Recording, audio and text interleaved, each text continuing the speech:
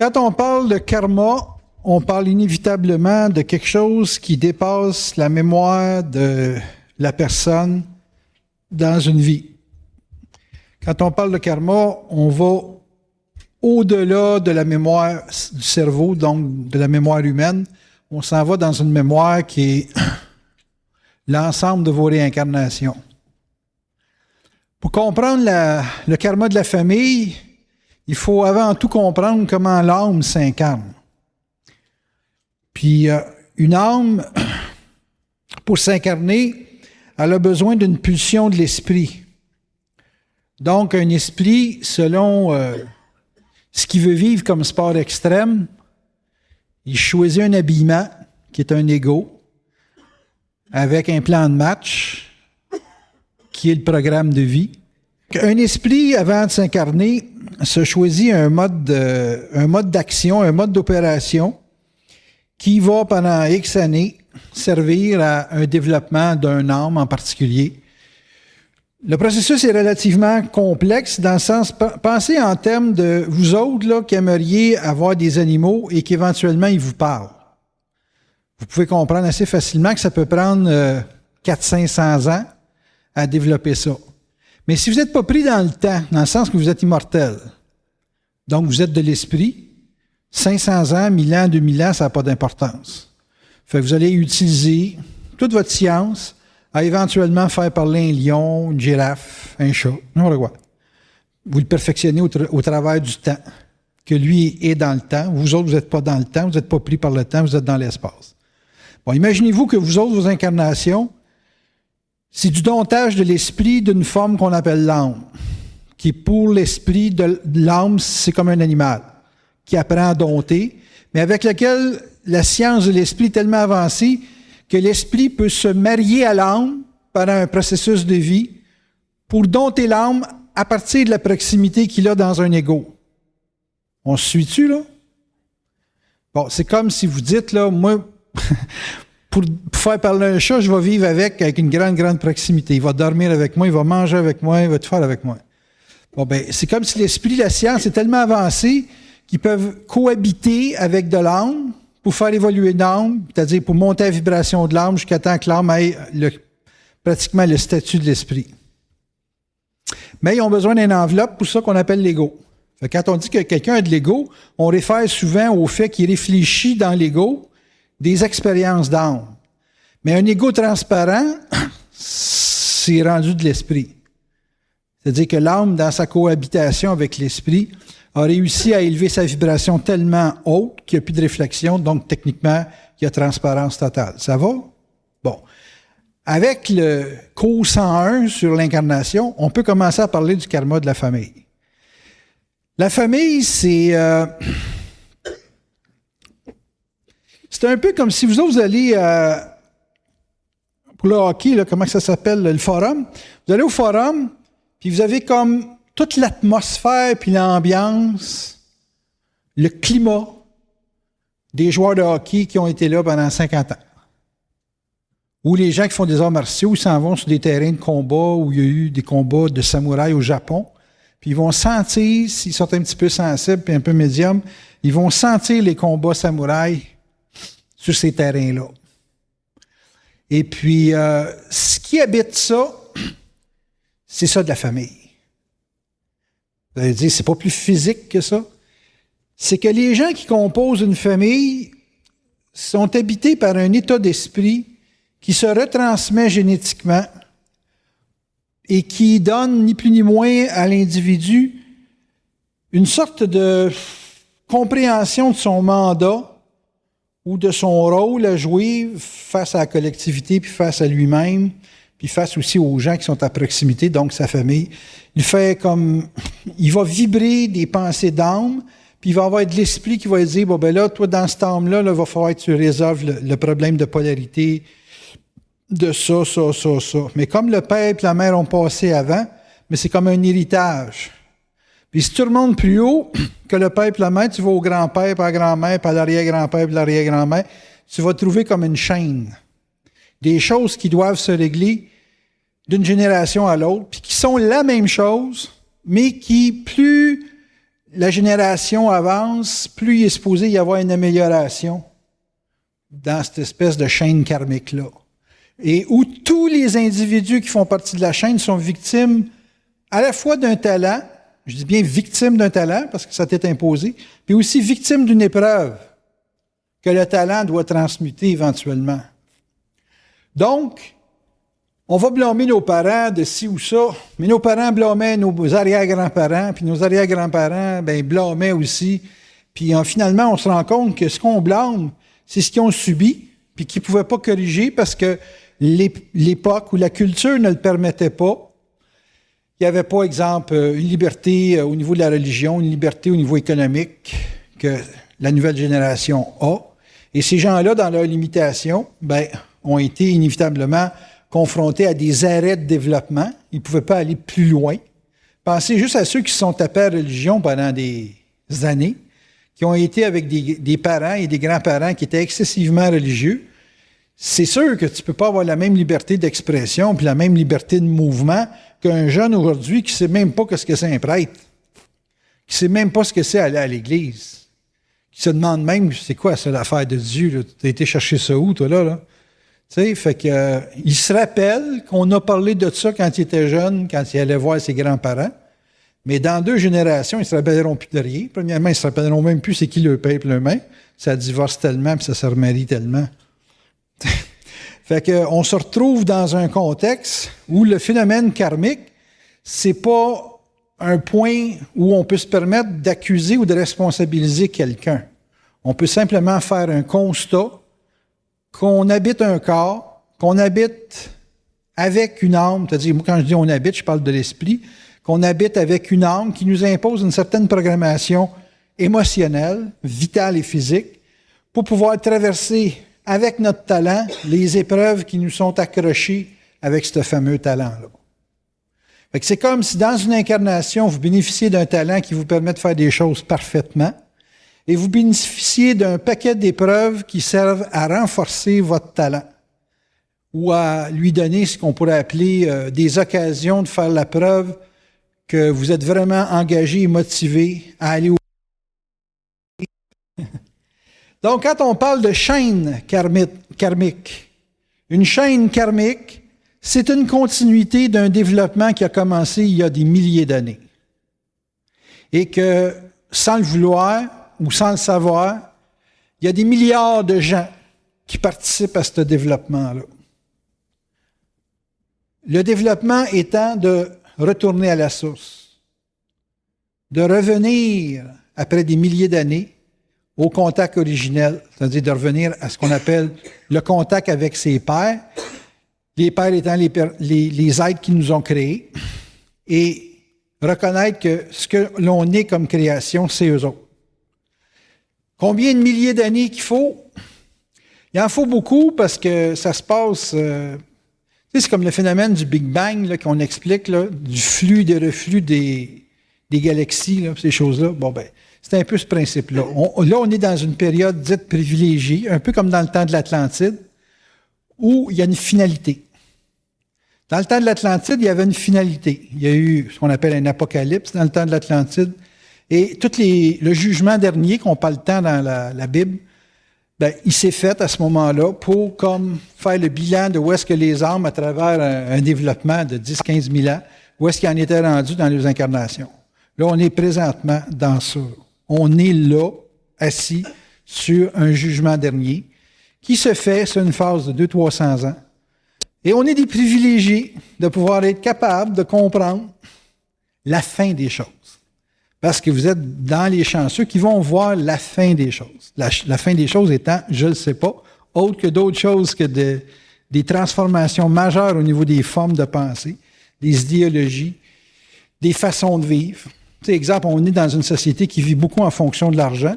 Je peux vous garantir que dans 200 ans, ça ne se passera plus comme ça. Pourtant, on va avoir connu 2-3 000 ans où les valeurs matérielles ont été prédominantes et où, dans 2-3 000 ans, ça ne sera pas ça qui va être prédominant parce que la science va avoir dépassé la notion d'échange par des mécaniques matérielles. Rappelez-vous du temps où il fallait absolument avoir de l'argent sonnant pour pouvoir faire des échanges, alors qu'aujourd'hui, juste avec une carte de plastique, vous pouvez transférer des montants monumentaux d'une banque à une banque sans jamais rien voir du papier.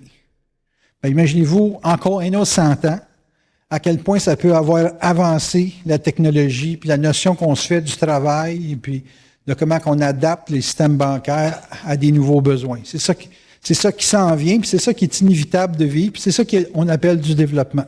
Donc, la lecture qu'on se fera à ce moment-là de ce qu'on appelle un salaire aujourd'hui sera interprétée très différemment dans 500-600 ans. Bon, je vous ai dit tout à l'heure, on est bénéficiaire d'un talent et en même temps d'une épreuve. Bon, je vous ai expliqué dans quelques conférences qu'il y avait la fameuse intelligence du mal. Le mal étant une obstruction au bien, ça va de soi, et à être bien aussi. Tu sais, on est bien, et puis il y a quelque chose qui se passe, puis on n'est plus bien. Et puis ça, vous avez remarqué dans votre vie que quand vous êtes bien, c'est temporaire, puis que quand ça va mal, c'est aussi temporaire. Parce que si ça irait vraiment mal, vous seriez mort. Puis comme vous n'êtes pas mort, il y a une raison.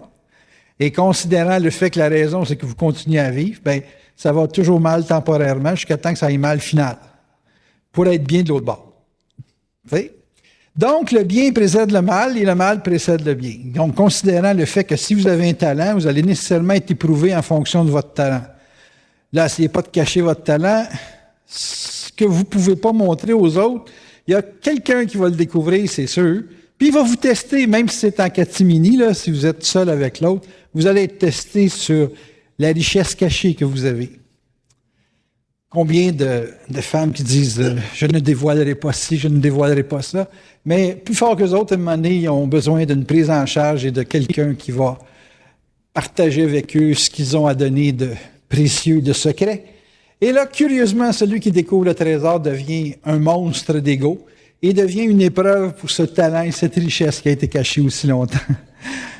On n'échappe pas à ça. Bon. Fait que il faudrait faire des poèmes, hein, tu sais, on pourrait, avec un petit peu d'effort, là, puis une meilleure nuit de sommeil, là, ça serait super bon.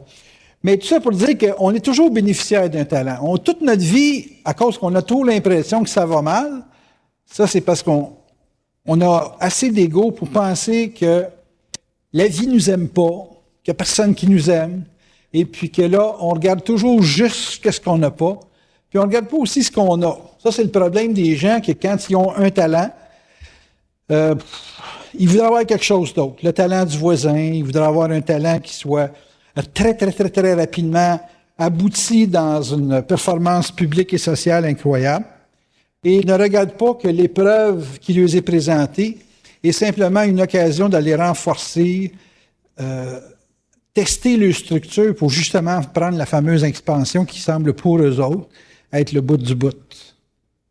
OK? Plus vous bouffez de l'épreuve, plus vous pouvez faire des grands voyages.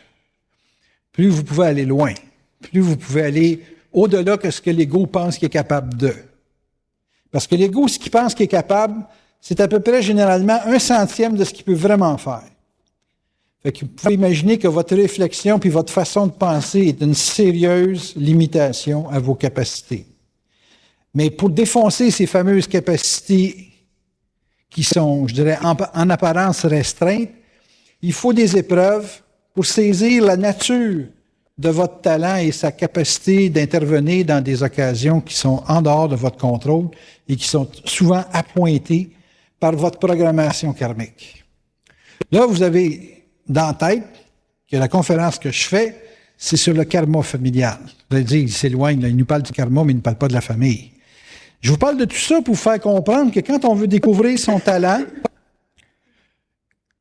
un autre petit coup, quand on veut découvrir son talent, on regarde dans nos liens familiaux et vous allez savoir tout de suite ce que vous avez hérité, que si vous mettez sur le marché ce talent-là, ça va réussir facile. OK? Et la nature de vos épreuves, elle est également marquée dans votre famille. Votre mère avait peur du tonnerre, il y en a un des enfants qui va hériter de la peur du tonnerre, ou qui va avoir peur de se faire engueuler par le mari, parce que ça ressemble au tonnerre. Il y a toujours un rapport entre les talents qui sont dans le papa et la maman, puis ils sont aussi liés à une épreuve. Il y a une épreuve dans une famille. sais, il y a une façon de penser qui est limitative dans une famille. Ça va se transposer dans l'enfance. Vous autres, en tant qu'individus, ceux qui ont été parents, là, ou qui le sont, ou qui vont le devenir moins sûrs, là, mais qu'ils le sont. Là. On va rester à ça. Là. Ah non, ben, tu sais, c'est parce qu'il faut que je calibre l'âge aussi dans la salle. Et puis, ben, c'est ça. Vous êtes les vecteurs d'une épreuve pour vos enfants. OK? Puis vous êtes aussi à l'origine de leur talent. Fait que l'enfant, lui, est obligé de passer à travers des peurs que vous n'avez pas réglées. Puis souvent, ce que vous n'êtes pas capable de régler, c'est l'enfant qui a l'obligation de le régler. Oubliez-le pas, ça. L'obligation. Puis si votre enfant ne le règle pas, ça va être vos petits-enfants qui vont être obligés de le régler. OK? Nous autres, dans la famille, là, aussi loin que j'ai remonté à mon arrière-grand-père, ça fait quand même pas loin des années 1800. On a toute une quadrature Uranus-Saturne dans nos capes. Puis j'espère que mon gars va être le dernier à l'avoir. Fait que mon gars, c'est la quadrature Uranus-Saturne. Moi, j'ai ça. Mon père là, mon grand-père là, puis mon arrière-grand-père là. OK? Ça, c'est une marque d'empressement.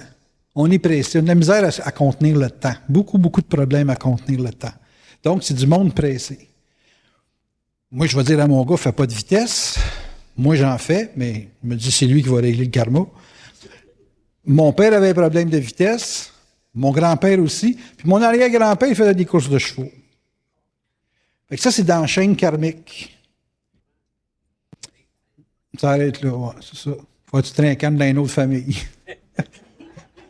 Si tu veux continuer. On reparlera de ça, à un moment donné, l'affaire des enfants, pas d'enfants, parce que là, on est dans une fin de cycle. Dans une fin de cycle, tu sais, il disait tout le temps dans la Bible, c'est pas le temps d'avoir des enfants là, dans une fin de cycle. Parce que ça là, c'est des vieilles âmes qui s'incarnent. Puis souvent, les âmes qui s'incarnent en fin de cycle sont très souvent plus intelligents que leurs parents. Tu sais? Okay. Parce que c'est des vieilles âmes, justement. Puis ça crée des grosses perturbations dans la maison. D'ailleurs, une des raisons pourquoi il y a tant de divorces, c'est ça, c'est que les enfants, pour avoir l'espace de se développer sans avoir de conditionnement exagéré, sont obligés d'être dans des familles éclatées parce que là, il y a moins de restrictions, il y a moins de blocages qui s'installent. Et puis, conséquemment, en ayant moins de rigidité, ben, ils sont plus dans un développement autodidacte, ce qui fait l'affaire à l'esprit, parce que l'esprit n'est pas obligé de se battre contre la mémoire. Comprends-tu? Fait que, il y a bien des phénomènes sociaux qu'on vit aujourd'hui qui apparaissent comme un chaos, mais qui en fait est simplement un facteur de dilatation parce que l'énergie est très forte, très intense, puis les anciennes structures, les anciennes formes ne peuvent pas contenir ça, c'est trop fort pour de l'ego. Il y a juste de l'esprit qui peut engendrer un gouvernement qui soit géré par l'esprit. On assiste, là, on est dans les derniers 200-300 ans de gouvernement égoïque. Là. Tout ce qui est gouvernement qui s'approprie le pouvoir, c'est dans une finale. Ça. C'est une finale pour les religions, puis c'est une finale pour les structures gouvernementales telles qu'on les connaît.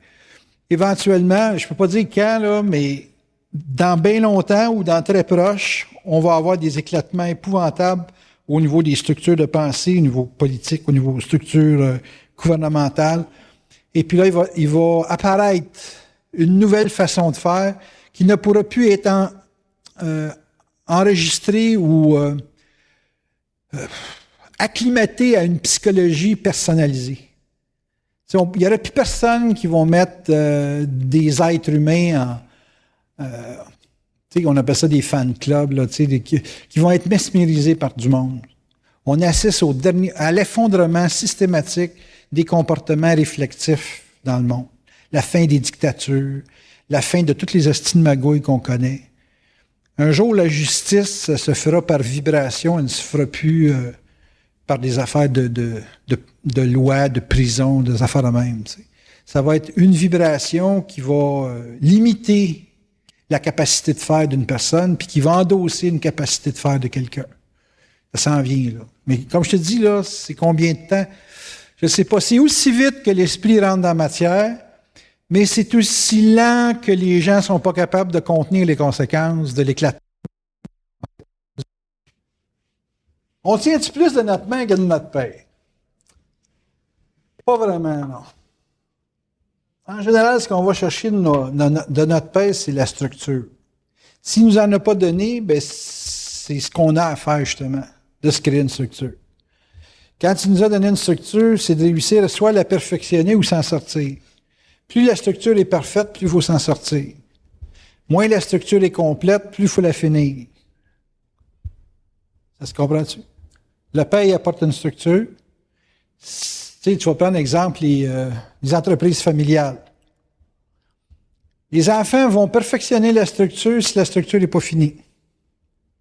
Puis si la structure, le père a réellement fait le tour de tout ce que la structure peut faire, l'enfant va l'entretenir un petit peu, un certain temps, puis éventuellement, il va la vendre, puis il va s'en aller dans un autre secteur. Pourquoi? Parce que tu ne viens pas au monde pour faire la vie de ton père, tu ne viens pas au monde pour faire la vie de ta mère. Tu viens au monde pour vivre ta vie, puis si ta vie, c'est de continuer quelque chose que le père n'a pas fait, mettons qu'il aurait eu le goût de faire du piano, mais il a fait de la business, bien, tu vas devenir un virtuose du piano, plutôt qu'un homme d'affaires. Parce que tu vas toujours aller là où l'autre n'a pas complété quelque chose.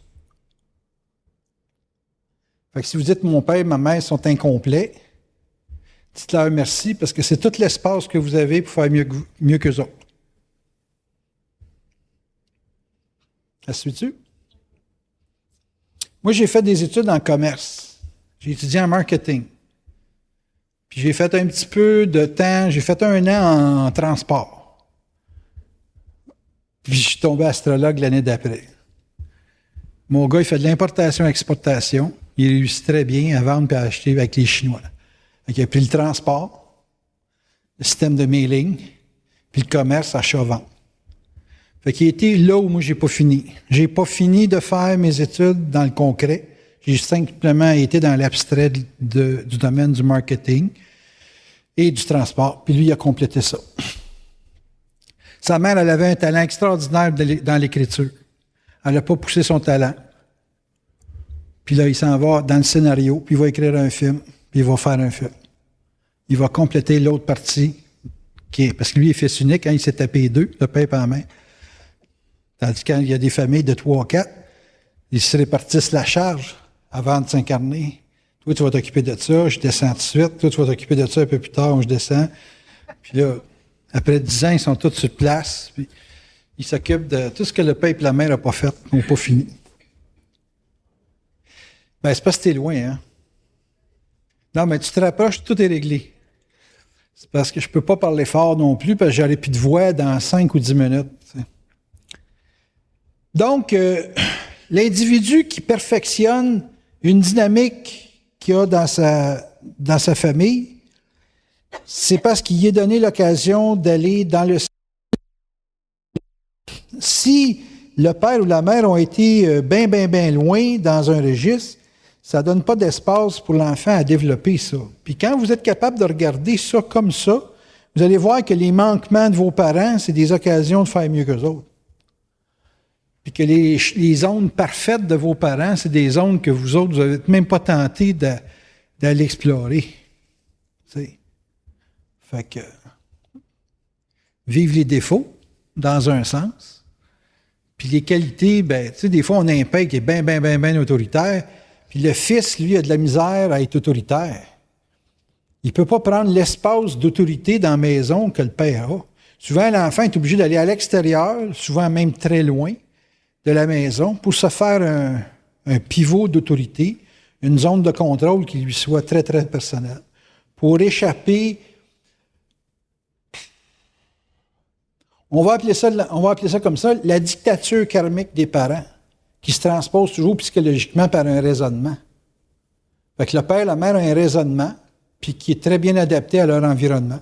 Fait que l'enfant n'a pas le choix, il faut qu'il change d'environnement complètement pour se couper complètement des influences dictatoriales de la psychologie familiale, qui est toujours très bonne, parce qu'elle est supportée par un excellent raisonnement. Puis là, ben, les parents vont dire, ben, mon enfant il subit beaucoup d'influences à l'extérieur de la maison. Peut-être parce qu'il n'y a pas d'espace pour les influences qu'il conserve ou qu'il subit dans son habitat naturel, ben ça ne donne pas la motivation ou la volonté de déclencher quelque chose. Parce que c'est trop shortcut, là. On a des comportements délinquants parce qu'on réagit à des bonnes affaires de nos parents, puis qu'on ne veut pas prendre parce que les mauvaises affaires ont toutes pris le terrain. Tu sais, les bouts qu'il fallait compléter et qu'il fallait développer, il faut regarder ça comme le fait qu'ils t'ont laissé de l'espace pour améliorer le plateau. Quelque chose qui est karmique, c'est quelque chose qui est naturel. Même le mal est naturel. Vous regardez un enfant, là, puis il est aguissable, c'est naturel. C'est pas tout une affaire d'éducation. Tu regardes le père, tu regardes le gars, tu te dis, ouais, écoute, il y a de qui tenir.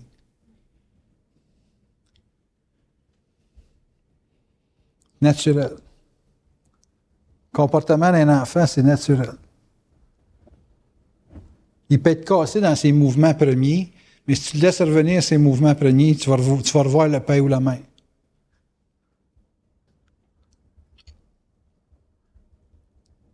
Vos défauts viennent de vos parents dans la chaîne karmique.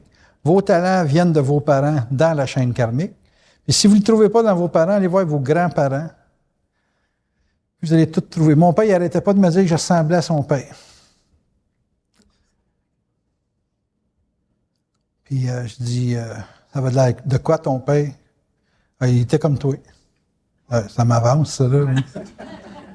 Ben, il dit, regarde ce que tu fais, puis il était pareil. Je dis, ton père est astrologue. Il dit, non. Mais il était bien d'avenir. C'est lui, dans Saint-Paul-de-Botsford, qui avait le premier auto, le premier ci, le premier ça, la première télévision. C'était avant-gardiste, c'était en avant d'eux. Il dit, toi, t'es toujours dans les derniers gadgets. C'est juste qu'il y en a plus que lui en avait, mais lui, il était dans les derniers gadgets, pareil. Puis... C'est un excès. Un karma, c'est un excès. C'est un excès négatif ou un excès positif. Du karma, là, tel qu'on l'entend, nous autres, là, c'est un excès dans une polarité. C'est ça qui est du karma. Comme elle, si elle aurait un enfant, la petite fille ou petit gars, ça serait quelque chose de bien fonceur. Parce qu'elle est bien peureuse. Oui, il est passé toute la chaîne en arrière. Non, il y a une libération qui se sent pour toute la famille. Toute la famille. Moi, tout ce que je règle dans ma vie au niveau du temps, ça se règle pour mon frère, ma soeur, mon père. Vos parents étaient excessivement mobiles, ils n'étaient pas assez à la maison. Vous allez avoir une vie où bien souvent vous allez être lié à vos enfants, puis vous allez être excessivement lié à vos enfants, donc en perte de mobilité, à cause de cet attachement-là que vous avez à vos enfants.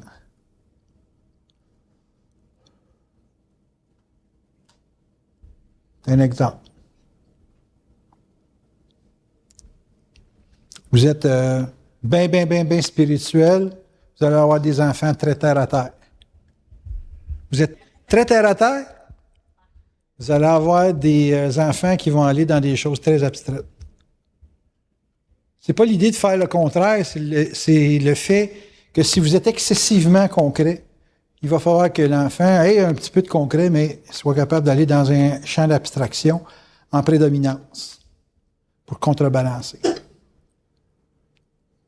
Bon, la question qu'on me demandait, qu'est-ce qu'on fait si on n'a pas d'enfant? En général, on se retrouve des sympathies avec des gens qui, souvent, ont la capacité de compléter ou de nous faire prendre conscience de choses qu'on n'a pas été capable de vivre. Puis si on est capable, parce que là, il faut tout faire le travail tout seul, si on n'est pas capable de faire les prises de conscience que ces gens-là font quand ils passent dans notre vie, là, ils nous font prendre conscience d'un manquement, quelque chose de genre. Puis si on ne le règle pas là, ça, il faut traîner ça dans une autre vie. Moi, ça, c'est un peu mon rôle avec vous autres. Que ce que vous n'avez pas eu à travers vos enfants ou une famille quelconque, que ce que vous faites comme prise de conscience, Bernard aussi, Bernard, les prises de conscience qu'il vous faisait faire, ça soulage, si tu veux, on pourrait dire, le karma du parent en tant que parent, que vous autres, vous avez des affaires à régler face à votre propre famille, vos propres parents, puis aussi de parents en termes de rapport avec des enfants que vous avez. puis que l'enfant n'est pas capable de le régler parce que c'est trop lourd pour lui. Puis pour ceux qui n'ont pas d'enfant, que ça leur permet de faire des prises de conscience pour justement développer au max sans avoir de... Tu sais, à la course à relais, il y en a toujours un qui c'est le dernier pour se rendre à la ligne d'arrivée. Donc, il n'y a pas de relais à donner. Fait que pensez la famille comme une course à relais, puis qu'éventuellement, là, dans la chaîne, là, il y en a un qui a plus, le relais, lui, il ne peut plus le donner à personne. C'est lui qui va finir au fil d'arrivée. Mais il faut quand même qu'il fasse sa course. Puis si c'est lui qui est l'élément, si tu veux, qui est la mesure de toute l'équipe, bien, c'est le dernier à passer au fil d'arrivée. Fait que la pression est forte sur lui. Est-ce que comprends-tu? L'amour que les gens ont pour nous autres. L'amour dans le sens... les personnes, disons, qui rentrent dans notre vie et qui nous vouent un sentiment comme un peu d'appartenance. T'sais. Puis ça va faire un peu comme un enfant qui est un élément de contrariété, là, mais qui te défait de ton excès de rage ou ton excès de colère, là, qui absorbe ton excès de feu ou d'électricité. Fait que tu n'es pas toujours obligé d'avoir un enfant, mais tu peux avoir du monde autour de toi qui font le même travail, si tu veux, de rebalancement des jeux de polarité. Mais il y en a tout le temps, par contre. Il y a toujours, même si on n'a pas d'enfant, il y a toujours des éléments humains qui viennent comme contrebalancer un manque qu'on a. Comme exemple, il y a bien des gens qui viennent me voir et qui n'ont pas eu vraiment un bon père. Qui se servent de moi pour comme avoir le père qu'ils auraient voulu avoir. Au niveau des structures, au niveau de se faire parler d'une certaine façon. J'ai au moins 80% de ma clientèle qui viennent me voir pour m'essayer. Ils n'ont pas été capables de vivre la colère de l'adolescence vis-à-vis du parent. Tu as besoin d'un père ou d'une mère, surtout un père, pour challenger l'autorité. Bon, ben, j'ai eu beaucoup de gens qui viennent pour me challenger au niveau de l'autorité. Ça complète leur formation. Pour savoir s'ils vont aller vers les forces noires ou vers les forces... les Jedi, là. Fait que ou t'es Jedi ou t'es Jedi.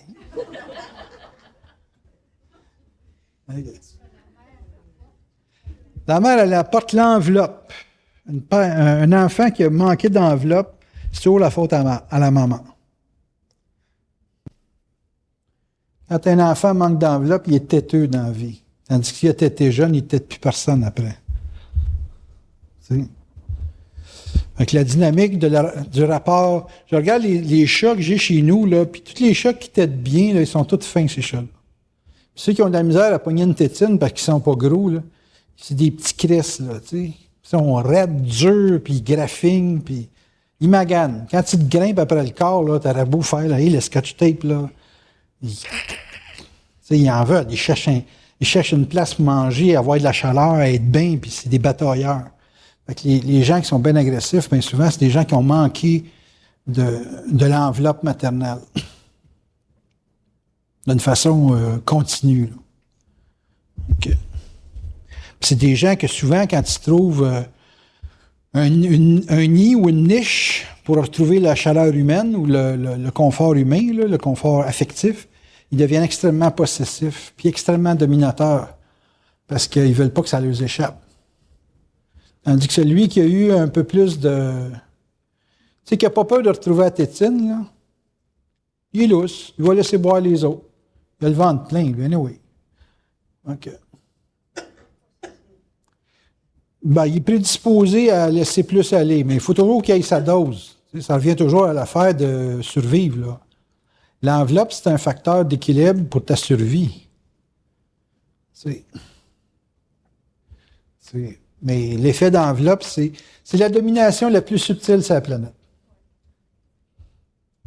Tu peux chialer après un pays qui est autoritaire, mais au moins l'autorité, c'est franc. Là, c'est bang, boum, bang. C'est toujours franc.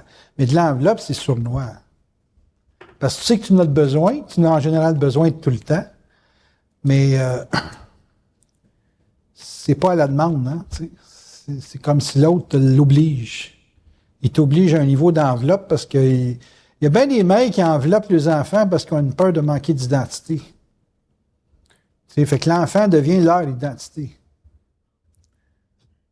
Tu sais, les mères qui gardent les enfants là, le plus longtemps. Ils ont, tu sais, les enfants ont 30 ans et ils sont encore à la maison. C'est pas la faute à l'enfant, ça. Il y a une guille dans la main là, qui est pas serrée comme il faut, là, ça c'est sûr. C'est pas intelligent qu'une mère garde son enfant toute sa vie, c'est ridicule. Quand elle garde un bon contact, c'est une façon de voir. Par rapport à celui qui travaille beaucoup, il va dire, moi, j'ai des enfants fainéants. Mais tu demandes à celui qui travaille beaucoup d'essayer de faire ce que ses enfants font, il va souffrir le martyre. Fait que c'est relatif. Ben, c'est ça. Fait que s'il fait la vie de l'enfant, c'est-à-dire rien faire, moi, je ne suis pas capable de rien faire. Rien faire, tu me rends fou. Une semaine à rien faire, je capote. Vraiment rien faire, là, j'ai pas le droit de. Tu sais, tout le monde, je veux laver les planchers. Non, non, non, je vais le faire, Daniel. Tu sais, je veux lire un livre. Non, non, non, je vais le lire à ta place. Ça, touchez-moi plus. Tu sais. Hey, moi, je fais juste me faire dire dans la journée, t'es fin, on t'aime bien, faudrait pas que tu meurs. J'ai hâte de rentrer chez nous, je n'ai plein mes bottes. Non, c'est trop, là. Utilisez-moi, là, seulement. Commencez pas à spéculer sur votre avenir avec le mien.